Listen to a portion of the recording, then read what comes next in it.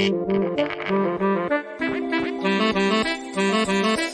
everyone, Scott Hansen here from NFL Red Zone. I hope you're checking out 1 hour of 5-Yard Rush, one of the best podcasts on NFL football in the UK.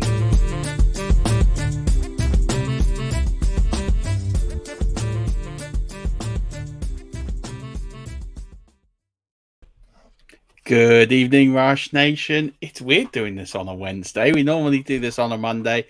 Apologies for the delay and doing this one bank holiday too. We have an awesome guest and couldn't do Monday. Monday was tricky for me, so good to move it. Unfortunately, Dan was going to be here. Dan's had a bit of a hold up at work, so there's no Dan tonight. But that's okay. I do have a amazing guest for this evening, who's going to chop the bit with me, and we're going to cover off a lot of really interesting topics. So let's bring him in now. So he's part of the Fantasy Six Pack crew. You might have seen him on Twitter. You might not know. You might have played in the league with him. I play in a few leagues with him. In fact, we just started co-owning a Guillotine League together this week. It's Joe Bond. Joe, welcome to 5-Yard Rush. We've talked a long time, but you've never been on, so I'm really glad that you're here. How you doing, my man?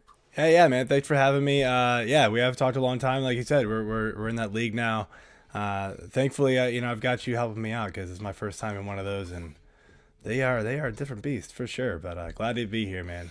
Yeah, mate. It's good to have you. And yeah, Guillotine Leagues they're a lot of fun. They're very, very different because it's that long wait, especially if Joe and I are picking in the 11. So we were having a debate this morning about taking an elite QB in the 4th round, and people think, well, 4th round, that's really early, but it was pick 63 or 83 that we were going to be taking a QB, and it's like that 83 just seems too late.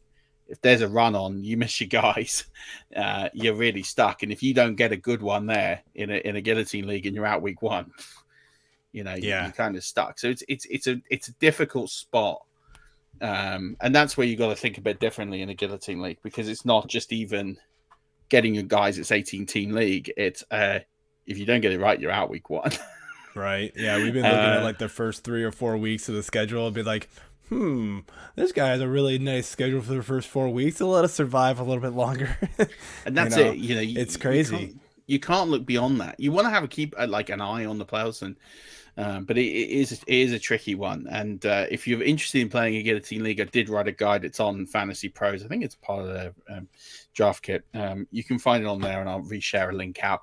But Guillotine Leagues are fun. But let's talk a little bit about you, Joe, because so we've been speaking for a few years now, and it's good to finally have you on here. So for those that aren't familiar, tell us a little bit about yourself, kind of your specialty, because you are a rankings guru. You've got a lot of top 5, top 10 finishes on Fantasy Pro rankings, and tell us a little bit about your history, and then also a little bit about Fantasy Six Pack for those that perhaps aren't familiar, say this side of the pond, who perhaps not heard too much about Fantasy Six Pack guys.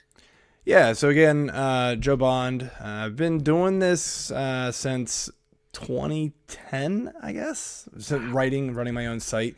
At the beginning it was just sort of like whatever. I just kind of did it and didn't really take it very seriously. Jumped into the rankings, and that's when things kind of changed for me.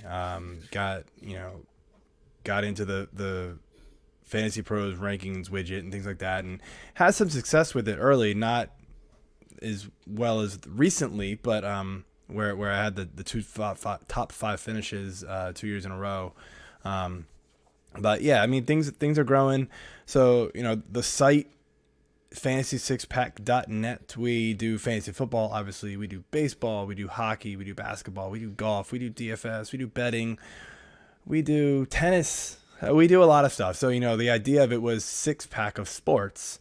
And so we always try to keep at least 6 going all at once. So we've got a lot of writers. And then, this year, the new big thing is our fantasy football subscription packages. The big one that, we suggest signing up for is the all access plan, which gives you access to everything. So we've got our draft cheat sheet if you still need one right now. All of our rankings are behind them. We're going to have in-season content behind it, including all of our DFS tools and articles with that, and then all of our betting picks and things like that. The coolest thing about it is you get access to our Discord channel. So you'll have direct access to me and all the other rankers and writers on our site. Direct access to us. We'll be doing AMAs. We'll be dropping content on the Discord channel specifically for those members. And fantasy6pack.net/plans is where it's at. Hit it up. Definitely do check it out. It's some amazing content on there. These guys, and I think I first came to find your site more around IDP when people weren't putting out a ton of IDP content. You got some great IDP writers and content on there. So definitely do, not just for IDP, but I'm just saying that's how I found you. But definitely do check out everything that the guys are doing there, because there's a lot of really, really smart content on the site. And do check out the plans, because there's definitely a lot of tips and tricks you're going to get. They're going to help you win your league. So is there any, in terms of something special you're doing this year, particularly with the 6-pack, other than the plans? Is there like a major content thread you're going to be pushing this year that people should keep an eye on, whether it's the free plans or the content plans?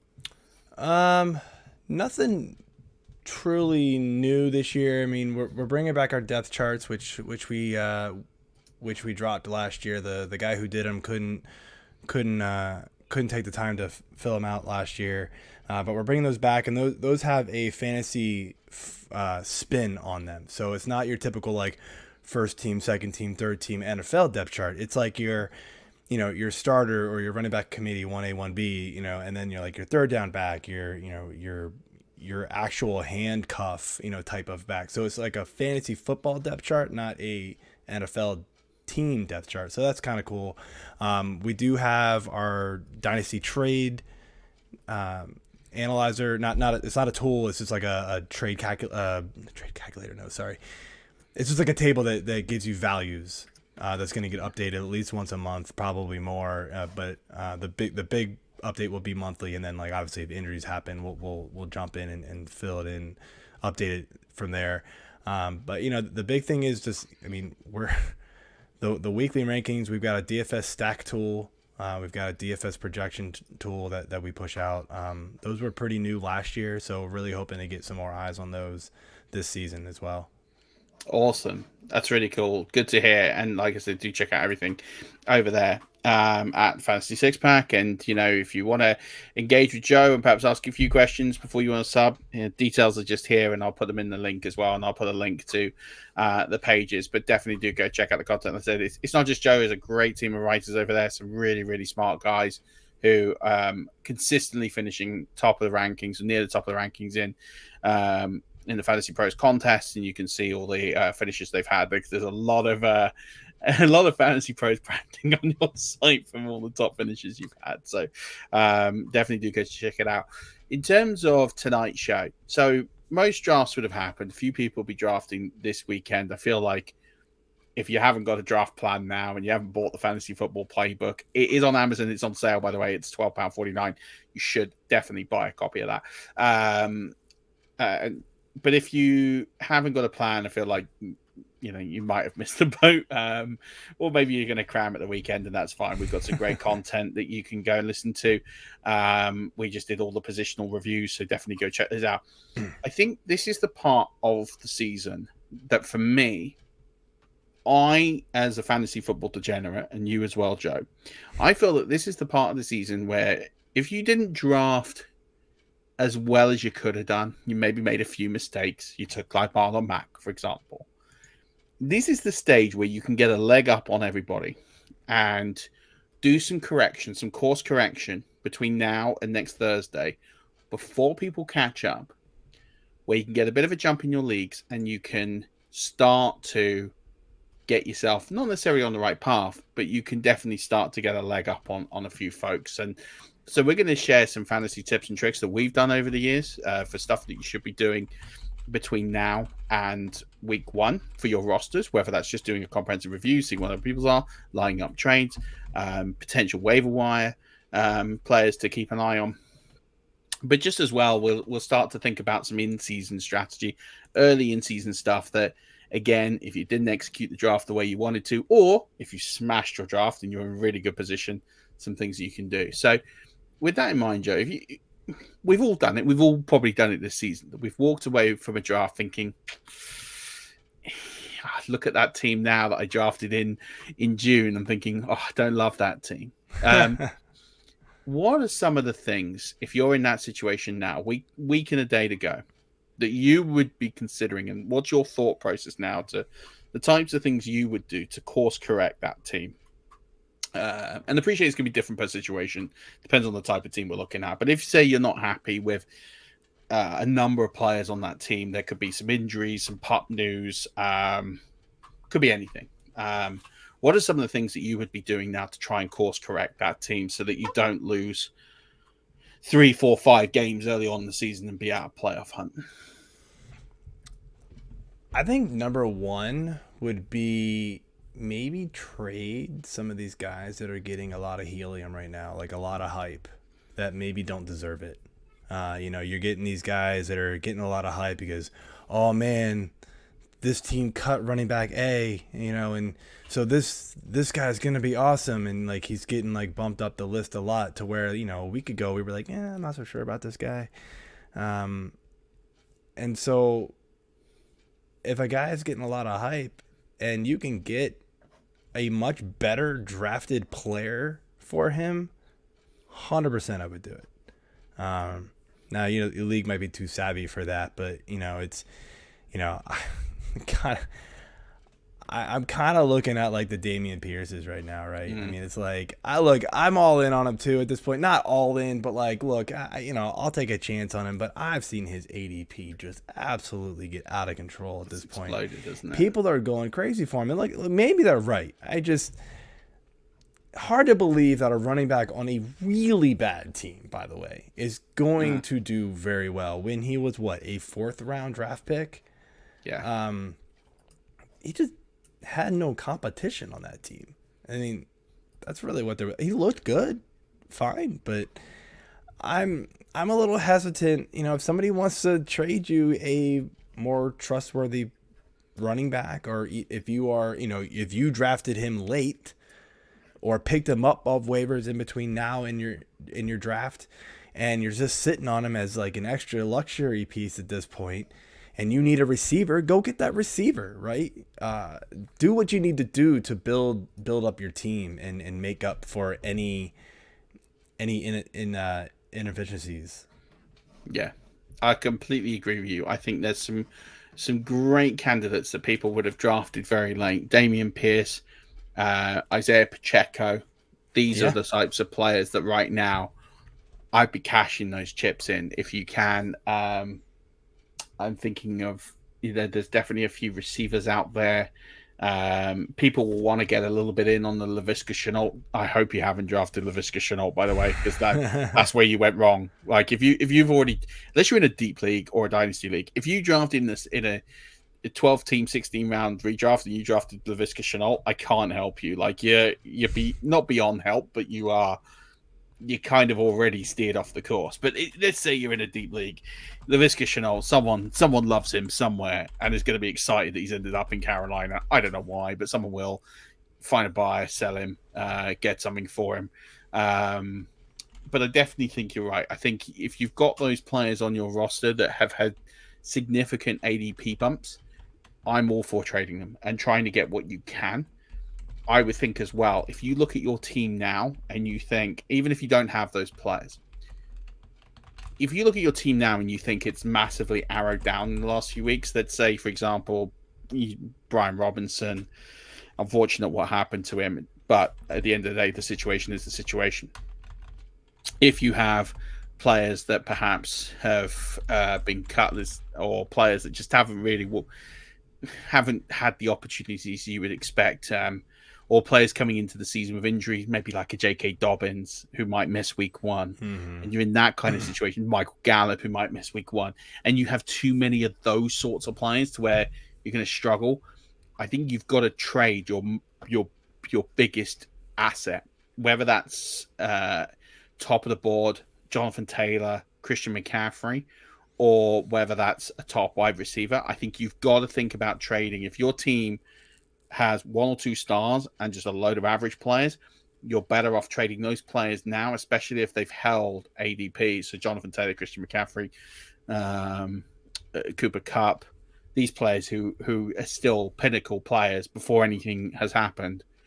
I think if your team is in really bad shape, you need to think about trading one of those pieces. As hard as it is, and it's hard to win a league without them, but it's even harder to win a league with them and no one else on your roster. Yeah, your team's got to be in pretty dire straits to do that. But I've done it before, actually. My team was horrible like 4 years ago because everybody got hurt within like 2 weeks. And this was when Julio Jones was still a stud. And I traded Julio Jones. I started out 0-4, missed the playoff by 1 game. Because I traded Julio for like, I think it was 3 above average players, and it helped me more than Julio Jones by himself. So I get it. It is it's so hard to be like, what do you mean I'm trading Jonathan Taylor or Christian McCaffrey? It is tough, but you can get it. The sum of the parts, but like when you're replacing guys that are gotten hurt or got things like that, and you just have holes all over your lineup. There are times where that makes sense. Yeah. And the other way to do it, and probably the easiest way to do it, if you don't want to go that extreme, is if you have not a Josh Allen or Justin Herbert, but if you have that next tier of QB, Patrick Mahomes, Kyler Murray, Lamar Jackson, Dak Prescott, Joe Burrow, range player. The drop off from them to say Kirk Cousins, who's probably on the waiver wire, is going to be about 40 to 50 points over the season, maybe 60.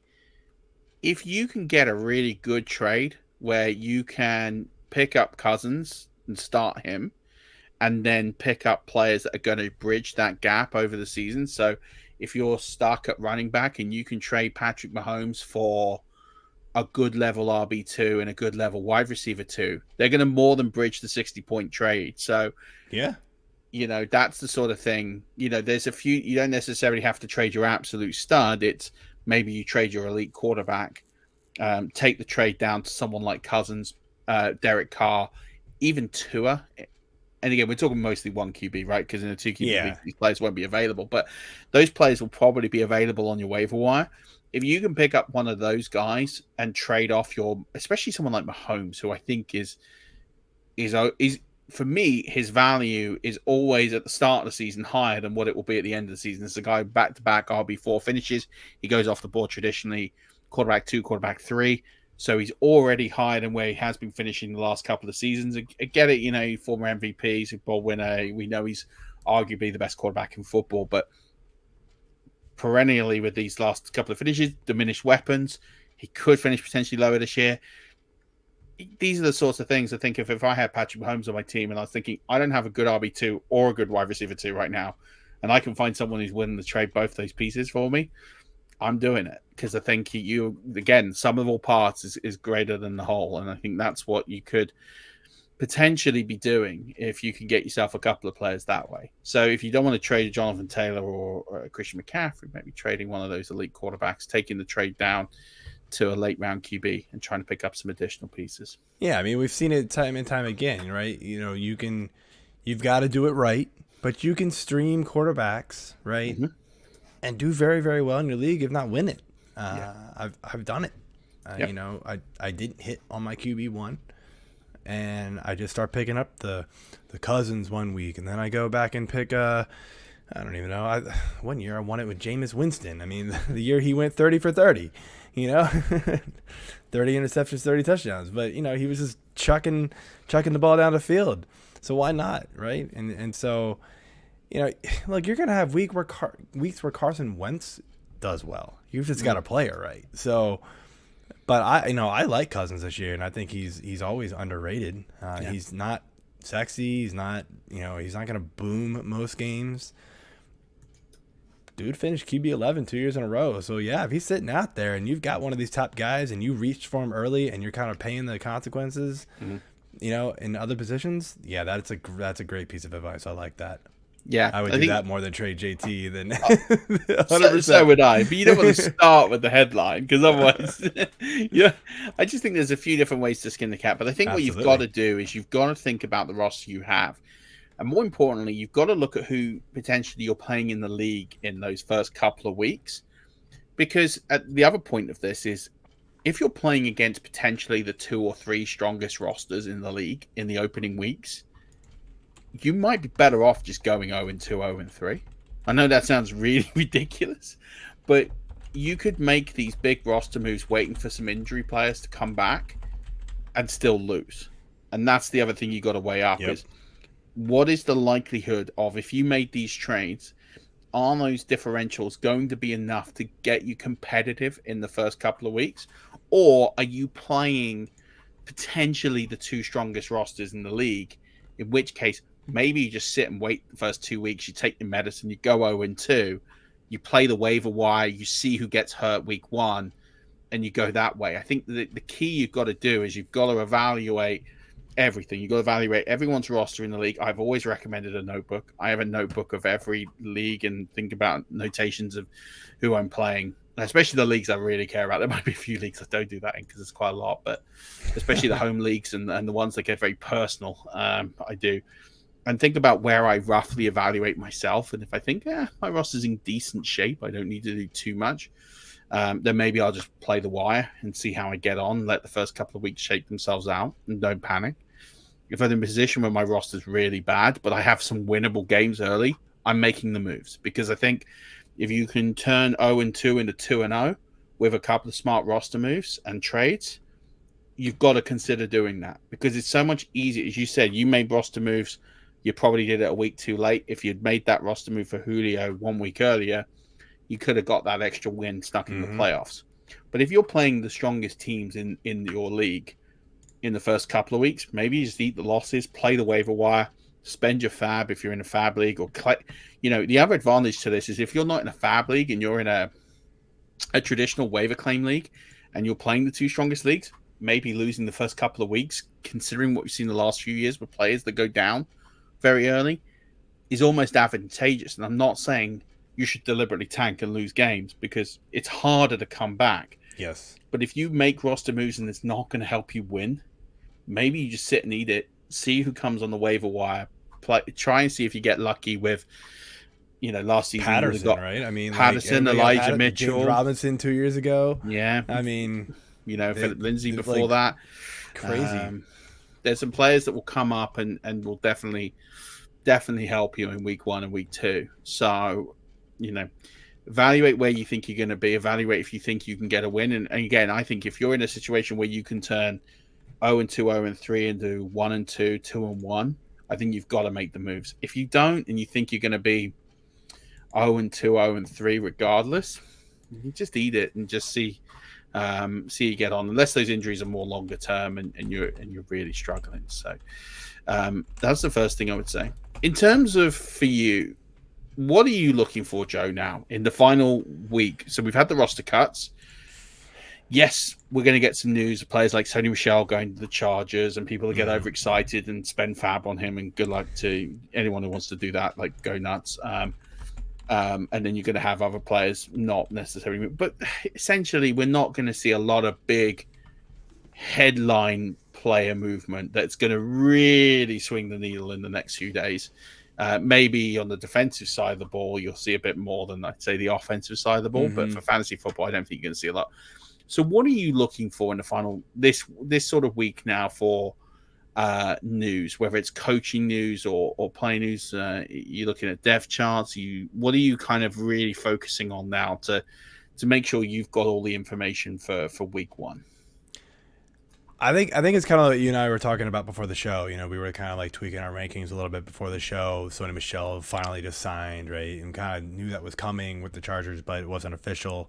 But just, I don't really think that has an enormous effect on Eckler, but you got to think about the ripple effect elsewhere, right? So people were kind of still holding out hope for Spiller. It's kind of gone now. I mean, he's been banged up, not looking great anyway. So now Michel, not a pass catcher per se, but, he's going to be, he's going to be somebody who's going to get touches, and we've seen him perform well in short little spurts, right? So I think, you look at that, and when it comes to like your roster, right? And so I've got a couple leagues out there where we drafted in July as a late round flyer running back. I took Spiller. I'm probably dropping him, and who knows? Maybe I'll go pick up Michelle if he's sitting out there. Like, I don't love Michelle, but he's better than Spiller at this point. So, that's just another piece of advice for you to do. Like, you've got to evaluate your rosters, and those dart throws you took at the end of your draft, if they're not going to look, they're not looking good at this point, and their opportunity is diminished from what you thought it was going to be, go get the next guy, right? Go get the Michelles. Go get, Algier is somebody who has been creeping up and still might be out there. I'm looking at his roster percentage on Yahoo and ESPN. It's like low and mid 20s. I mean, he's out there, right? So like these types of players who you can take complete flyers on for free before they might pop. That's what you want to do. You want to be a week early and not a week late, right? So go out there and, if you took a Ronald Jones who seems, cool, he made the 53, but is anybody feeling good about that one anymore? No. Right? Drop him and go get, Zamir White if somehow he's still out there, or Khalil Herbert, who's getting a lot of hype now. His rostership percentage is super low. He's not out there in any of my leagues. I'm surprised looking at these roster percentage numbers. Like, it's nuts how low they are. Yeah. You can go grab the any one of the Baltimore backup running backs at this point. Drake is now there. Drake's the guy I'd be getting. I'd be going to get Drake now. I did this in 4 leagues yesterday, or for this morning. As soon as Marlon Mack was cut, and I was like, he's not going anywhere. He's probably going to go back, and it's now looking more and more likely he's going to remain on the Texans on the practice squad. I'm like, I don't want Mack now. It's no point in having Mack. I just went and got Drake as a straight up replacement, $0 bid. 100%. No one else wants Drake. Like, no one's going to go. Like, I got in all 4 leagues where I had Marlon Mack in my redraft team, immediately on the leagues I could make roster moves. There's a few I can't yet. Immediately went out there and just signed Kenyon Drake for free, $0 bid, and got him in all 4. And I think he is nailed on to play week 1. He's nailed on. Like, it's gonna happen. I mean, you got to think, right? I mean, they're already talking. So we know Gus Edwards is out, right? 4 weeks minimum. 4 weeks at least. They're already talking Dobbins might not be ready for week 1. Everybody was sort of like, as soon as we heard J.K. Dobbins might not play week 1, it was sort of like, all right, let's go get Mike Davis. Well, then they signed Drake, and you're like, well, never mind. Yeah, that's not a good idea anymore. But who knows? It could be either one of those guys, honestly. Well, I think they both have a role. I mean, I think Davis will get the early down work, and I think Drake gets the receiving work and the late down work. And I think when you're playing in the Ravens backfield, and this is the same situation. It's like we've seen this movie with the Ravens. This is exactly what happened last year. They lost Edwards, they lost Dobbins, and they had this weird combination of guys, and it was hot hand stuff. Now, if you're going to ask me who is going to be more explosive on their touches between Mike Davis and Kenyon Drake, give me Kenyon Drake, because we know that this guy has pedigree. He has done it. He did it in Arizona. I know it didn't quite work out for him in Vegas or the Raiders, but he still did all right. When he had touches, he was productive. He didn't get enough of them. And that's John Gruden, and we're not going to get into that. But every time Drake has had an opportunity, he tends to have done... I'm not saying he's an elite back, but he tended to do reasonably well. We've seen what Mike Davis is. Mike Davis is a plodder. He'll get you 4.3 yards a carry. He has moments. He had that great season when he stepped in for Christian McCaffrey, but he tires quickly. He has these sort of big weeks early, and then he plateaus. And I just think, give me the guy who's going to get the receiving work, especially in the PPR league, because I think it's a 50-50. But I think Drake is more likely to ride that hot hand more. Almost that where Devonta Freeman was, peaking at a couple of weeks last season for them. I think that's the kind of role he's walking into. So Kenyon Drake's on a lot of waiver wires right now, so you can pick him up. He's free. I think I saw it was like 7% Yeah, right now, I mean, and it will go that up. might be, It might I be don't know. some lag I don't know on if that, it's but real time updated. I use Fantasy Pros because they give you like Yahoo and ESPN both together on the same page here as far as rostership percentage. But so this could be a little off. If you actually go to the league, it might be higher, but it's I can still see. insanely low. I tend to find sleeper is accurate to within 24 hours. So Kenyon Drake's roster percentage on sleeper is 24%. Yeah. So, and I think yesterday that was around about 6. So it has climbed. So it's climbed. It's climbed Yep. significantly. I give you some players who are Mike Davis, 31%. Another player I'd consider now that Marlon Mack's gone is Rex Burkhead. We saw how productive he was at the end of last season. I get it's a bad offense, but I don't think Dameon Pierce is getting 100% of that role. We've kind of seen it's a two-headed, three-headed monster. I think the change of pace back is going to remain Rex Burkhead for as long as he's fit, which could be about 20 minutes. But, he's 7% owned. He's someone that is potentially of interest. So I think, if you're sitting there with players and you're thinking, okay, how do I progress? There's a few players out there right now that I think you can get. Raheem Mostert, he's still available in 60% of leagues. Mm-hmm. And again, who benefits more that Michelle's gone? It's Mostert. Mostert is clearly the number 2 on that roster. He's someone that is he's one injury away from being a very highly relevant back. So he's someone I think is really interesting if he's on your league, if he's on your waiver wire. So I think there's a lot of really interesting players out there that you can pick up, and I would be using those trending players on Sleeper if you play on Sleeper and just having a look and thinking, is what I've got on the bench better than Kenyon Drake for week 1? I'd argue in a few cases you could probably make a case for Kenyon Drake in week 1. But Yeah, I think. Yeah, I mean, yeah, I don't know. Yeah, I think you would have to have drafted very poorly to start Kenyon Drake week 1, but I'm deeper leagues, and I'm sure sadly there are teams out there that did, but we know that the Ravens are going to want to run the ball, and so that is highly in their favor.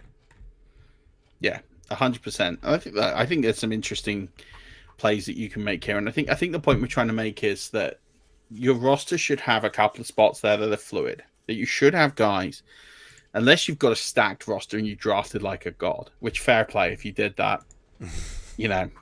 You should probably be running a fantasy football podcast. But if you have leagues where you think, I've got a couple of guys, people got injured, you're using your IR. Players like Gus Edwards, for example, when you drop him to IR, people on PUP, you think, I've got a spot open. I just think you got. I always like to play when I'm thinking about my roster, and you always take a chance on flyers, like you say, that either pan out or they don't pan out.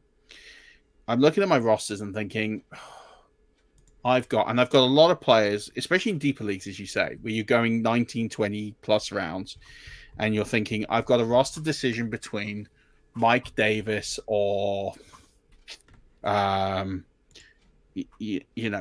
White, or Rashad White and I'm just having to pull up a chat that Phillips is Deonta Foreman, or players like that, where you've got these, you've taken a chance on maybe some handcuffs, and you're thinking, okay, maybe you did what I did in a couple of leagues, and you bet that Kareem Hunt was going to get cut or traded, and you took D'Ernest Johnson, and you think, okay, well, that's not panned out, and it's fine. You take these swings for a reason. Maybe these are the guys that you shift off your roster and recycle them to go and get a Kenyon Drake who is going to play week 1, and you see what you do. So if you're in those deeper leagues and you took shots on guys, thinking they're going to get a bigger role, maybe to an injury in camp or something that happens, these are the guys that are definitely worth picking up in drafts or free agency right now, because they're in a good spot to and really... honestly, even if you have a pretty good team, I mean, let's be honest, nobody's team is good. I won't say nobody's. No. Most people's teams aren't going to be just fully loaded, right? Unless it's a kind of a shallower league, or I'm sure there's other circumstances, but like, I'm looking at my Warrior Bowl league, and now this is pretty deep, but I drafted Matt Breida. Yeah, I've like been last drafting him round everywhere, and I looked on the waiver wire just now because we're talking about it, and I was like, oh, that's one of the leagues I've been forgetting about because we drafted so long ago. Guess who's there? Matt Breida. He's 8% owned on Sleeper. Yeah, but Kenyon Drake is sitting. Oh, Kenyon Drake's still there. I'm swapping him 100%. Like, so Kenyon Drake on my no-brainer. Warrior Bowl team. That was one I did pick up yesterday because of the fact that I had Marlon Mack in my Warrior Bowl team. So well, it's just so like here's the other thing too. Like even if you have a really good team, like you've probably got a couple guys that you drafted in the back end of your draft, and you're going, okay, they could be good, they could not be good. Well, look, I think we're all sort of in agreement here that Drake is going to find a role early and, maybe carry some value. And look, what if he just absolutely goes off week one? Yeah, I mean, we all know Dobbins is right around the corner if he doesn't play week one. So we know most leagues and your league mates will know that, he's not a RB1 value the rest of the year. But, you could just then turn a waiver wire pickup after 1 week of good play, somebody that you kind of don't need if your team's good enough, profit from it, right? Yeah. Then trade him and get whatever you can for him before the bottom falls out, before Dobbins and Edwards comes back, and then who knows what Drake's going to be at that point. Yeah, exactly. I mean, we're not predicting the Kenyon Drake. This is the Kenyon Drake 2.0 breakout season. Like, we're not predicting that, but you're thinking short term, as you're saying, players that you can flip. You want to find players that are going to increase in value to find a way to flip them for something, or as you say, someone. If Kenyon Drake goes for, let's say he goes for 100 combined yards in week one, right? Someone is going to pay for him. 100%. Someone will pay something for it. 100%. So, and that's not outside the realm of possibilities here. We're not talking about something here that is, he could go for 65 receiving yards and 35 yards rushing, and all of a sudden in Kenyon Drake against, we're talking the New York Jets. This is I'm not going to say it's highly likely, but it's in the range of outcomes that is possible in week one against the New York Jets. That if Kenyon Drake gets 100 combined yards in week one, you'll be able to flip him for something. And if you don't, you've lost nothing. Like, you literally will lose nothing by doing this, because you can pick him up for $0 unless you've got lots of people in your league listening to this. Then in which case that, maybe we start a bidding war and we artificially inflate his price. But Matt Breida's another one. Now, Matt Breida, for me, the fact that he's 8% owned is ridiculous. And I think that 8% is probably you, me, and about 3 other people taking him in about every league. Because I lost you there. You still there? Yeah, sorry. I just That's get over my cold, so I had to cough real quick. You're fine. Matt Breida is one play away from being an every down back for the New York Giants. Yeah, I agree. And with Saquon is not, we know what happens with Saquon. And yeah, maybe they go and get another guy. Maybe they go and get a guy off waiver wire. Maybe they go and sign Marlon Mack afterwards. Now he's on the practice squad if it goes down. But there's not that many talented running backs out there that are waiting to get paid over Matt Breida. And Matt Breida is someone that Brian DeBall knows. It's someone he's coached in Buffalo, that he has signed very early, very specifically to be his guy if something happens. So, yeah, Matt Breida for me, if you're sitting in a league, you've got a lot of spare space, maybe you've got some IR spots that have opened up for someone like Gus Edwards, or, you've got a player on the pup. Or, like I said, you drafted guys for shots. Trace Sermon was a guy I've got a lot of that I'm now quite happy to dump because he's done nothing in the preseason. I was quite happy to take the shot thinking, hey, I think he could shine in preseason. You never know. He's got the draft capital over Elijah Mitchell. Maybe he gets out of the doghouse like Brandon Ayuk seemed to be out of the doghouse. Mm-hmm. And I thought, for what you're getting him for, it's worth a spin. It's not worked. That's fine. You dump him. You bring in Matt Breida. Those are the kind of shots. And these are the kind of moves that league champions make. Because if you get Matt Breida now, and then let's say something happens to Saquon week one, you've just saved $50 in a fab league. Oh yeah, absolutely. Well, so let me ask you. So, if you're looking at my bench here now, granted, Warrior Bowl's super flex. Yeah. So I think my cuttable players are Breida, Van Jefferson, Christian Watson, and my backup tight ends Irv Smith. I took one. My starter tight end is Hawk. So I technically don't need one. It's just that's a deep league. What do we have, 8 bench spots? So it was kind of fine, I'll take a backup tight end because there was not a whole lot else out there. But would you keep Breida and cut a Van Jefferson or a Watson instead? If I'm honest, it probably cuts me. Yeah. Because if you've got Hawkinson, now the only thing with Hawkinson is the week 6 bye. But it is early. It is early. That's my only thing. But I'm trying to think of who else. Dude, the tight end room is. Well, the thing is, the receivers are worth more than the running backs in that league. So the way that the scoring is weighted in that particular league, I would stash the wide receivers. Yeah, but aren't tight ends even more valuable? Yeah, that's true. Maybe you do cut Breida. I mean, dude, I'm looking at the tight ends available. By the way, it's Tyler Conklin. Oh, okay. Well, then I mean, it's atrocious. It was oh no. Oh, okay. And yeah, that's so it's pretty bad. I mean, I could go out and pick up an AJ Green right now if I wanted to. There's receivers out there. So I feel like cutting him would be not the smartest. I'm kind of leaning a Van Jefferson, honestly. Maybe Van Jefferson, yeah. Maybe hold on to Breida just because my running back room is Jamal Williams, or Javonte Williams, Cam Akers, Kareem Hunt, and then I just loaded up on guys, Mike Davis, Matt Breida, Devin Singletary, just loaded up on dudes. Yeah. So I think it's. I could swap Van for that instead. Yeah, because there's going to be another Van Jefferson type player out there on the waiver wire at some point. That position's so deep, so it's definitely one that you can do. So that's what I mean. These are the sorts of moves that you should be thinking about, and then also as well, what you should be thinking about is even if you're not going to make these moves now, these are the sorts of moves that you should be thinking about.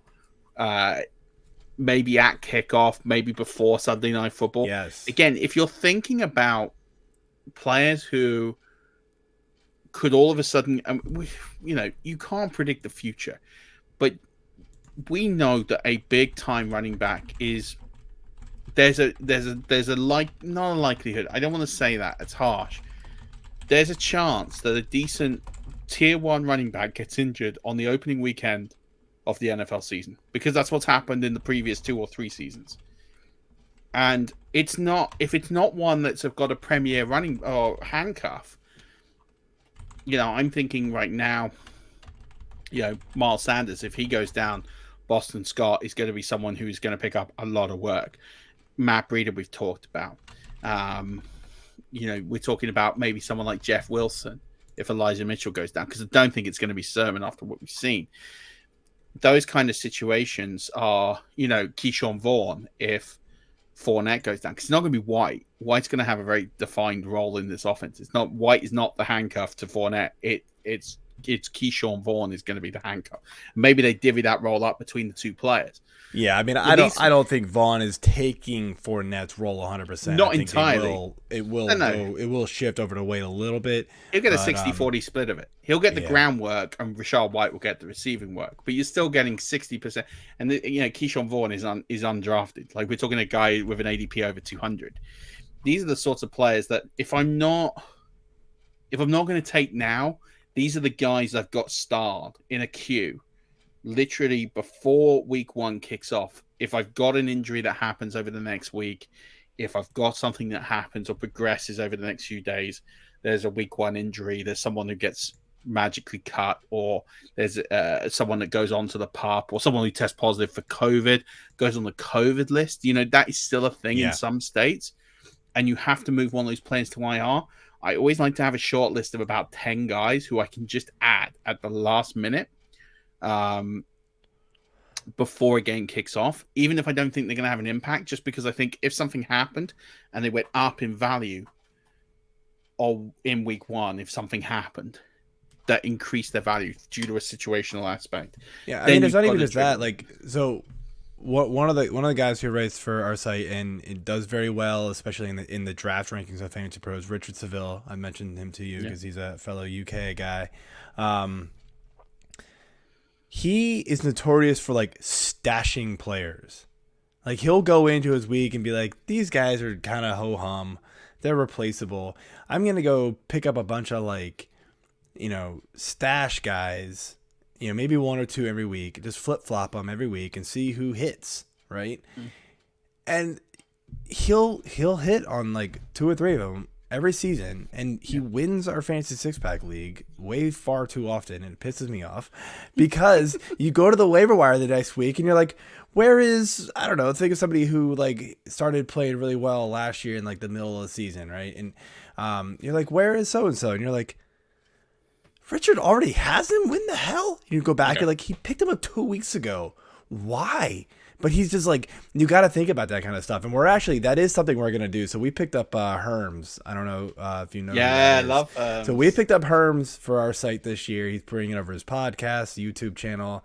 The first one's getting released, I believe, tomorrow on our YouTube channel. Can't wait for and that. Then he's also going to be doing one of those articles where he talks about players to kind of advance stash, guys to think about, Sunday before kickoff, if you're benching so-and-so and he's just, he's piddling along for 4 to 5 points a week, not really doing you any good. And you're thinking like, oh, he'll be good one day, go pick up, these other guys that, if just the situation breaks right for them, they can just blow up. But these guys are, just, they're the 3rd or 4th receiver on the team. And this seems kind of really unlikely that things are going to break right for them at this point. He's going to be digging into that stuff. So I'm really looking forward to seeing that article from him. But, that's another strategy. You've got to think ahead. I'm in too many leagues to do that crap. So I can't. I'd be spending 15 hours, combing the waiver wire every single week if I did that. I don't have that kind of time. So I suffer when it comes to that kind of stuff, unfortunately. But I do too, especially in some of these leagues where you do a little bit too much. You're playing in some of the more generic leagues and charity leagues in particular, where you play those deep rosters. It definitely becomes a little bit more tricky. Whereas your home league, I'm good at setting my rosters. I'm good at making my rankings. I am not good at like in-season roster management when it comes to ad dropping and trading, because I'm just in 12 to 15 leagues. It becomes a little much. So I'm not going to tell you how many. Unfortunately, I might be in more this year because I got talked into that guillotine league on Sunday, and I was like, yeah, sure, why not? I might have had a couple beers before I agreed to that. And then luckily, I was like, wait a minute, I don't know what a guillotine league is. I don't know how to play one of those. And I started typing on Google, and I was like, oh, Murf. Hey, I know him. He'll play with me. Found your article. I went like a dream. And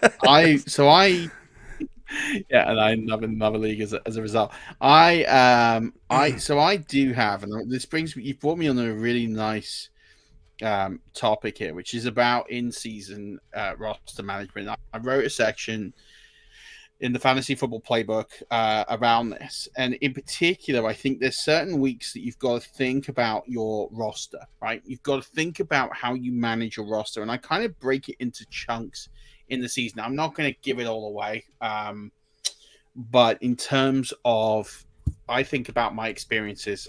So I think about the Warrior Bowl 2020, the inaugural year. Now I finished as the runner-up that year, and I lost it in the final quarter of Monday Night Football to Steve Perkins, and I talked about this a fair bit because it did hurt a lot. But if you'd seen my draft that year, it was borderline terrible. Like the draft itself couldn't have gone much worse. There were a few stud players that really helped. Kamara, and there was a year he finished RB1, and Josh Allen, who was undervalued, and there was a few players in there, but the rest of it was just real sort of scrub guys. It was just guys, just dudes, nothing that really kind of hit home. And it took a lot of roster management. I turned over almost 80% of my roster that season.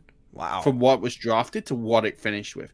There was not a lot of guys that left. And I mentioned this, that in terms of how I set this up, and I've tended to follow this formula for a few years.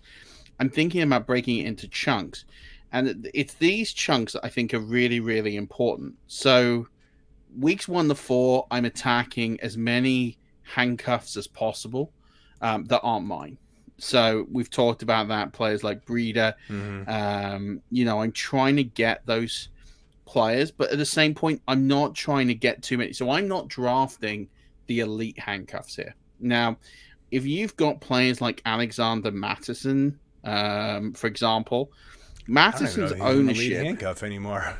Well, I agree, but in terms of the view of the landscape, right, he is viewed as an elite. Your Pollards and your So Mattison is currently 76% owned, right, on Sleeper. 76% owned in Sleeper.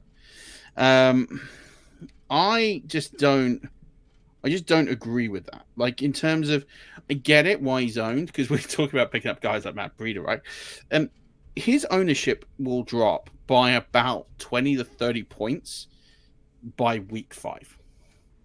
So if you're going to pick these guys, and we've mentioned guys, but the guys we're mentioning are no cost, and they're guys that if they don't pan out in a week or two, you're going to drop and you've not paid anything. If you're going to drop Alexander Mattison, you've wasted effectively a 10th round pick. So that's why I don't draft these guys. I don't draft a premium handcuff that high, because unless they've got a standalone, Pollard's slightly different because he's got a standalone. Yeah, Pollard and Dillon, they've got standalone value. They've got standalone value, sure. So I don't love taking them because they're very upside limited. But I can see why players take them, and I can argue that case more. But someone like Alexander Mattison, who's not going to get the ball when Cook is fit, seeing that ownership go from 76, 2 years ago, last year, his ownership pre-week 1 was 95%. So it dropped 40 points in 5 weeks. So this is why I advocate going for like a couple of these sprinkle running backs that cost nothing. But then you're just being prepared to cut these guys off the roster. And then when you get into like weeks 5 through 10, this is where like your bye weeks tend to like really kick in. And this is when I stop acquiring handcuffs. Because in weeks 5 to 10, you need to have players who can literally just come onto the roster and make a contribution. So I tend to go from like having 3 handcuffs at like weeks 1 to 4 to going down to like 1 or 0 in like weeks 5 through 10. Because at that point of the season, you need guys who can come off the bench and play. Because at this point, anyone can get hurt in a warm-up. Anyone can get hurt with COVID. Anyone could get anyone could be removed from the starting lineup at any point. And you've already got players on bye. So you've already got a really thin bench to play with, weeks, say, 5, 6 through 10. So you can't have handcuffs because you're going to let them go if you need someone at the last minute. So I tend to get a lot of guys who are flex plays. And I'll go and get, say, a wide receiver 2 on a poor offense with a great matchup that week. Thinking like the wide receiver 2 in Washington or the wide receiver 2 in Houston, if they've got a really desirable matchup against a really poor offense. Pardon? Yeah, Nico. Yeah, that's what I mean. But those guys they'll be out there. But exactly, they will be out. Van Jefferson. These are the sorts of players that will be out there in weeks 5 through 10 that will have flex appeal. They will have flex value. That if you need to make a change at say 5:45 UK time, 12:45 Eastern time, on the day before a game because someone got hurt in a warm-up or someone just didn't dress or something happened, you're not having to make a change on the waiver wire to make that happen. You've got the guy on your roster, you put him in your flex and you're done. And I think at that stage of the season, you can't have the handcuffs. I think if you're stashing too many handcuffs in weeks 5 through 10, you get into a situation where you're going to have to play someone very poor in your flex. Yeah, I think the only time you hold the handcuff is if you've got the starter, at that point. Like I don't know. I've never really liked having unless it's a deep league like Scott Fish, right? 22 rounds, I'm not rostering Matt Breida in most leagues like that, because he's kind of worthless, at this point. Like, yeah, sure he could boom. but at what cost, especially in those weeks where you've got to churn bye weeks, players through bye weeks. Having a guy like Matt Breida isn't helping you unless Barkley gets hurt.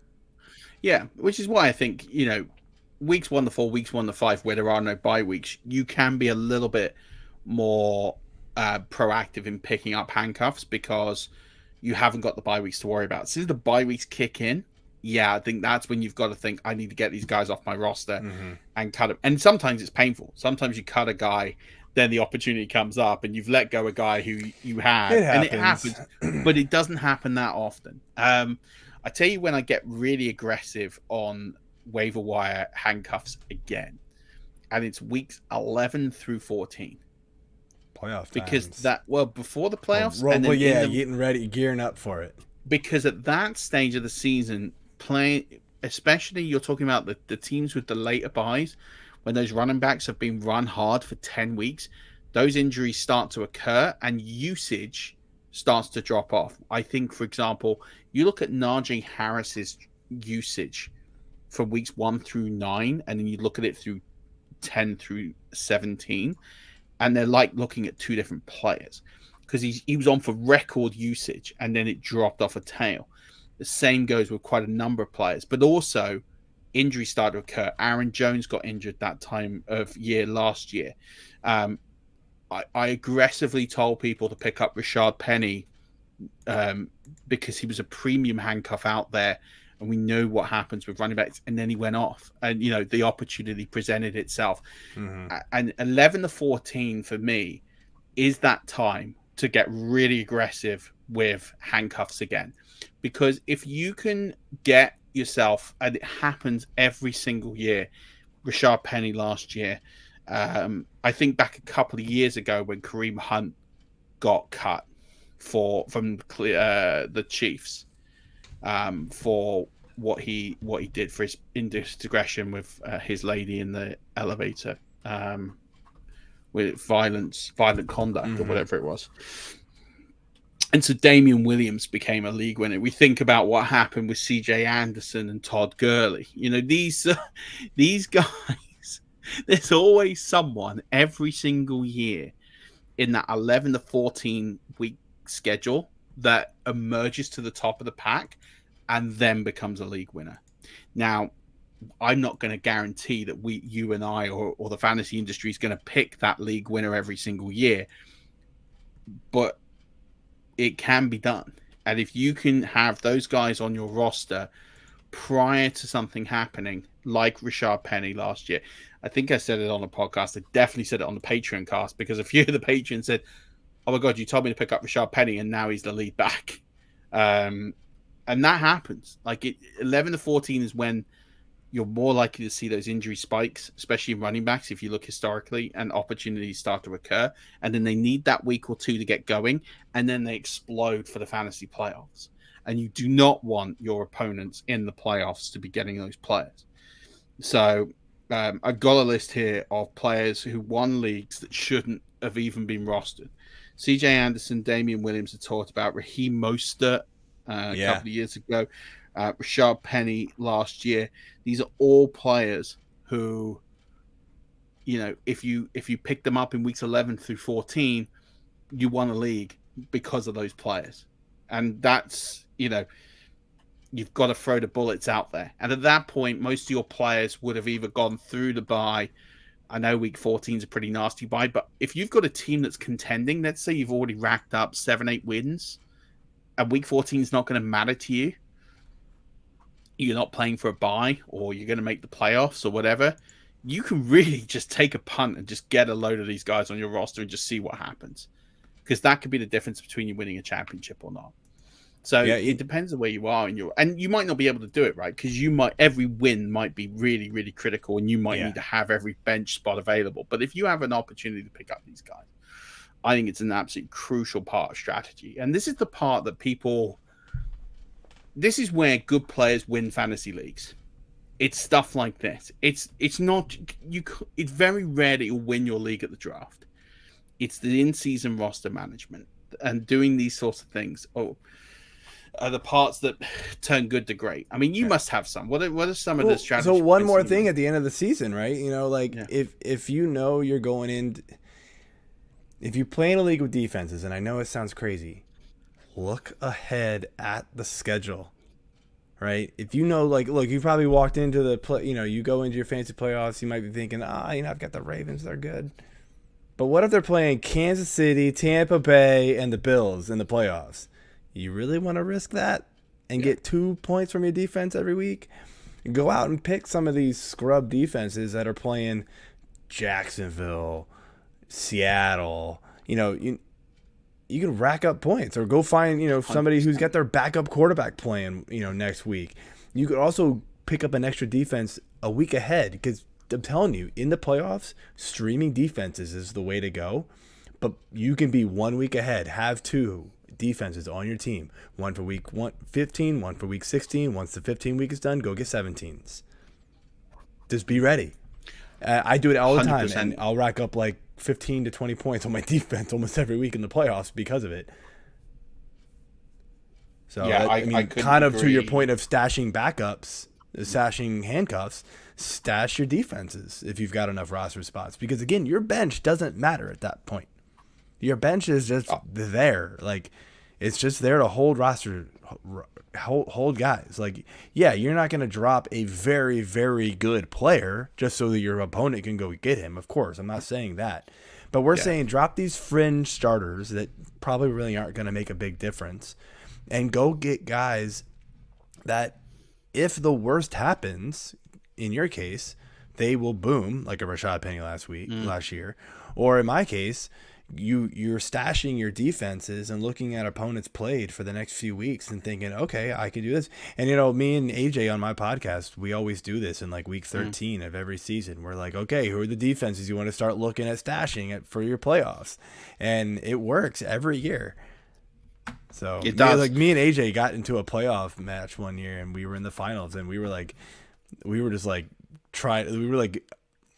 fighting each other for it was fab. So we were like trying to outbid each other for defenses every week of the playoffs, because we were like, that's our strategies. So it works though. It really does work. I absolutely love that, and I do that as well, and I couldn't agree more. I think stashing defenses and streaming them and picking the best matchup and optimal matchups and trying to stay 1 week, 2 weeks ahead of that is really crucial. The other thing I would say is roster blocking. So if you've got a guy who's streaming quarterback or streaming a position, get in there first, get the players who they want to be stashing, and get them 1 to 2 weeks ahead. That's something that you can do. Most popular positions to be streamed are quarterback and tight end. So if you can see or identify someone in the playoffs that's streaming quarterback or tight end, and you're scheduled to play them in the first round or second round of the playoffs, jump in 1 to 2 weeks early, go stash the best possible matchup for the best streaming quarterback tight end that week, and just kill it on the bench. Yeah, I do it again. Do it with running backs too. Running backs. If you know you're playing some guy next week and their starter went down, even if you've got 3 stud running backs and you don't need him, if your waiver claim is ahead of him, don't let him win. Go get it. Absolutely. Go get him. It's happened to me time and time again, so I will gladly return the favor. I couldn't agree more. And I think this is, again, we talk about 1% stuff. This is 1% stuff. This is quite... I don't want to say in the weeds, but this is stuff that's like, it's like the game within the game. It's the game within the game. Yeah, you know, the game is being played on TV or in the stadiums, you know, whatever, right? And, you know, it's being played on the field. And so that you've drafted a team, you put your team together, you started who you started. That's the game. But the part of the fantasy game is all this, all the ad drop strategies, all the, you know, trading stuff, and it's how to keep your lineup competitive all season long, which is a grind. So yeah, it's a lot of work. It really is. And if you're playing in 12 leagues, 60 leagues, you're not going to do this in every league. But your home league, the league of records, the ones that really matter to you, the ones that, you know what, you need those bragging rights. You need to win that league at all costs. This is the league that you should try it in, because this is the stuff that people don't often talk about. People will give you waiver wire tips. People will give you players that you should add and drop here and there. But no one's talking about the game theory. The things that you have to do week in, week out to turn average, mediocre rosters into championship winning rosters. You got to remember that you could finish sixth in your league. The amount of times I have finished sixth in the league, snuck into the playoffs, and won the league. I won a league, literally no word of a lie. 2 years ago, I went into the playoffs with a 6-7 record.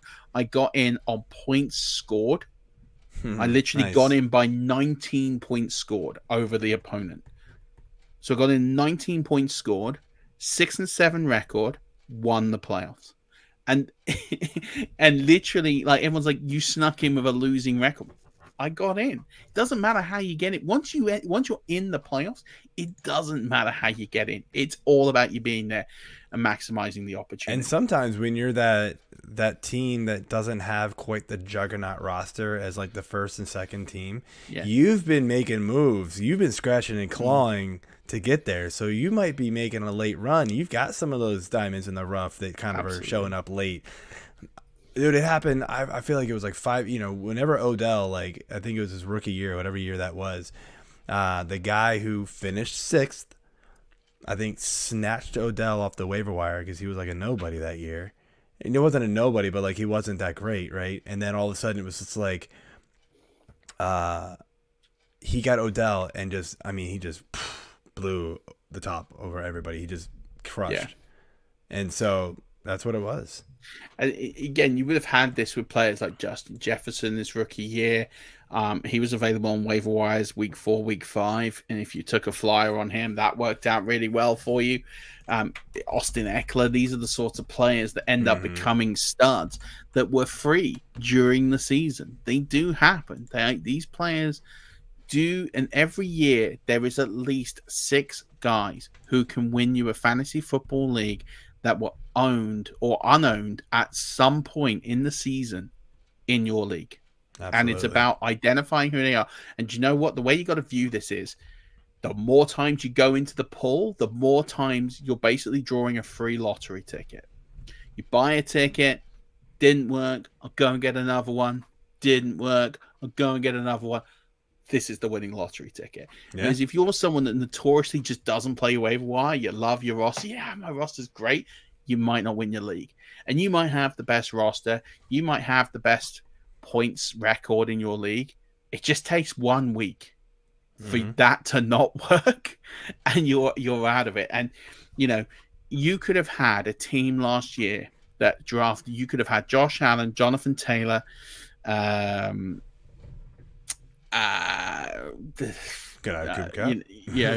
could have had a really stud team, and you could have lost to a team with starting running backs that were Rashad Penny and Dario Gumbawale. Like, that happened. Last year was nuts, man. All of the top ranked teams in my leagues lost because of COVID and injuries. It all happened in the very last 2-3 weeks of the season. It was nuts. I mean, I was the number 3 team in Scott Fish throughout the regular season, and I got bounced in the first round. And I was like, what happened? How half my team got hurt.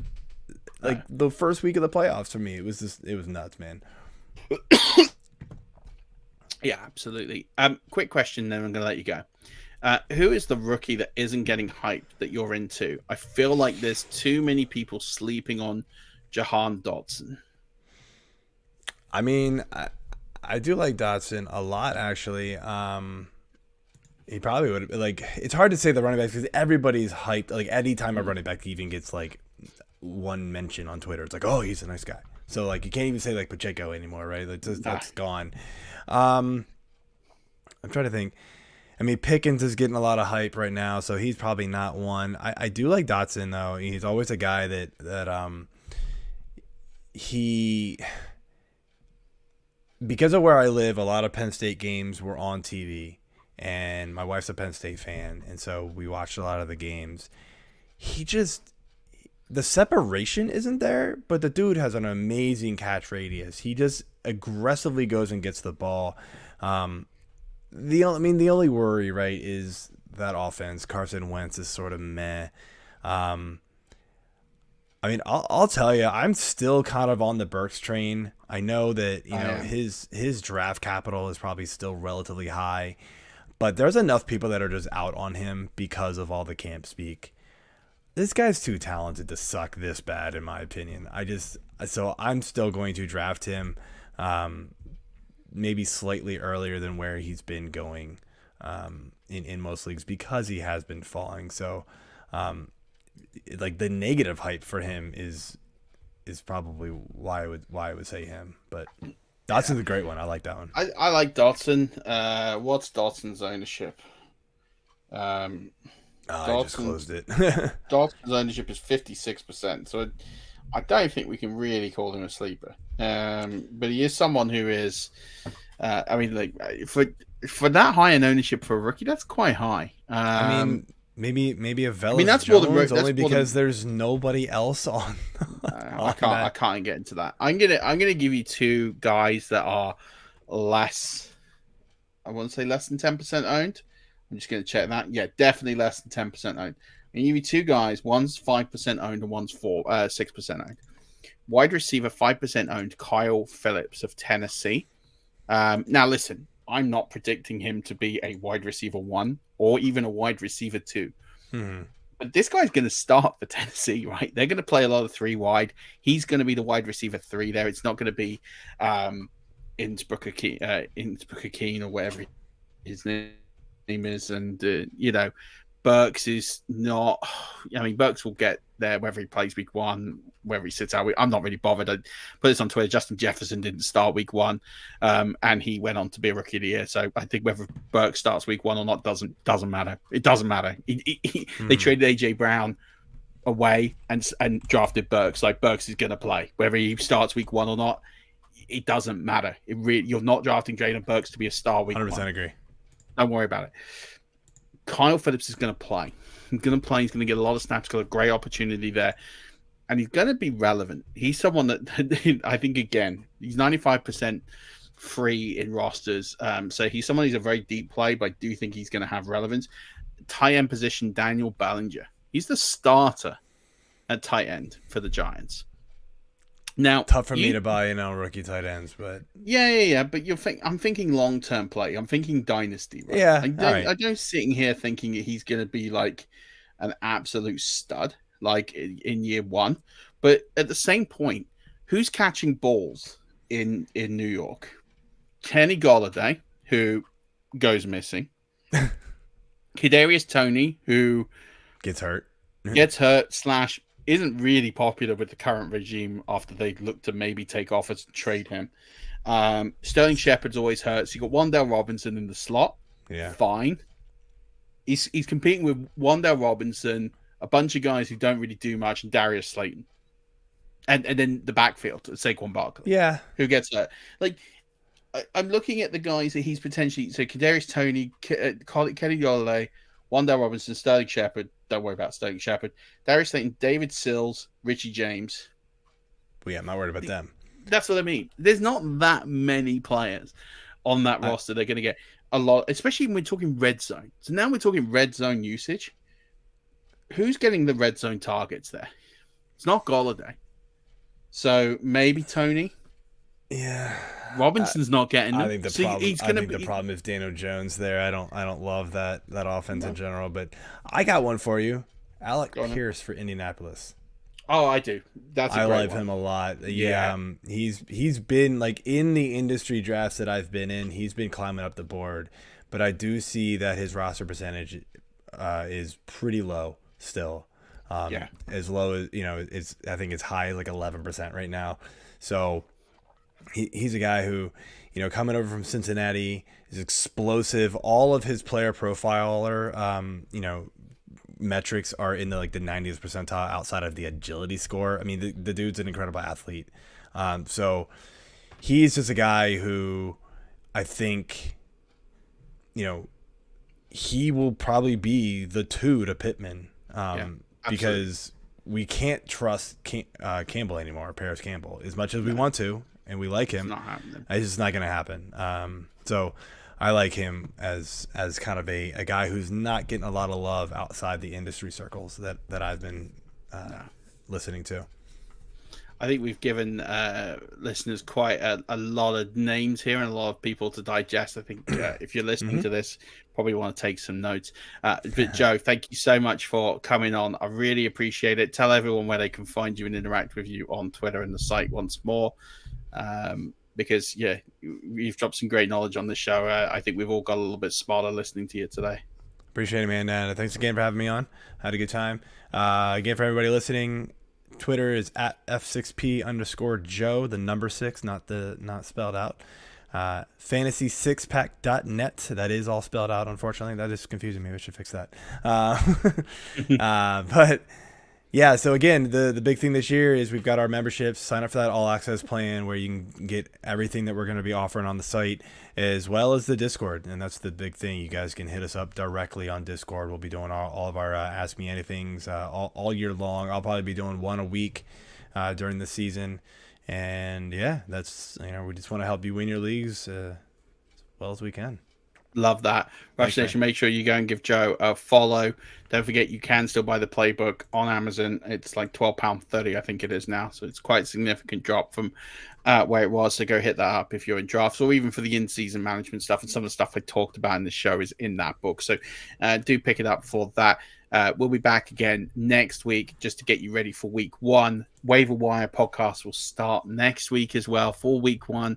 Make sure you tune into that. You've already got a bit of a sneak preview, but I'll go through in a much shorter format some guys to consider for your week 1 waiver wires. I'm pretty sure Kenyon Drake is going to be in that list, but we'll tell you more on Monday. But until next time, don't forget, as always, keep rushing.